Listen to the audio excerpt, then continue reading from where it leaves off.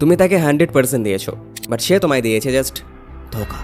সে সমস্ত দোষ তোমায় দিয়ে চলে গেছে, কিন্তু তুমি তাকে একটা দোষও দিতে পারোনি, কারণ তুমি তাকে ছাড়তে চাওনি, তুমি তাকে রাখতে চেয়েছিলে।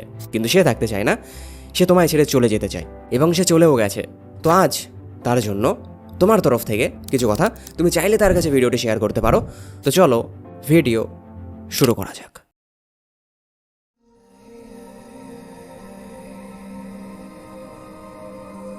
শুনছো?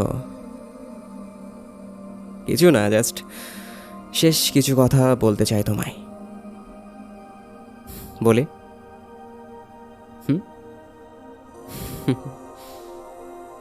আমি আজ তোমার কাছে ঠকেছি। খারাপ লাগছে, কষ্ট পাচ্ছি, বাট আমি নিজেকে শেষ করব না। আমি অপেক্ষায় থাকব। কিসের জন্য? সেই দিনটার জন্য যেদিন আমার সোনাটা নিয়তির কাছে ঢুকবে।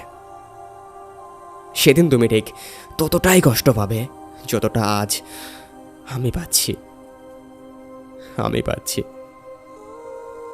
কি হাসি পাচ্ছে? বিশ্বাস হচ্ছে না, রাইট? দেখে নিও।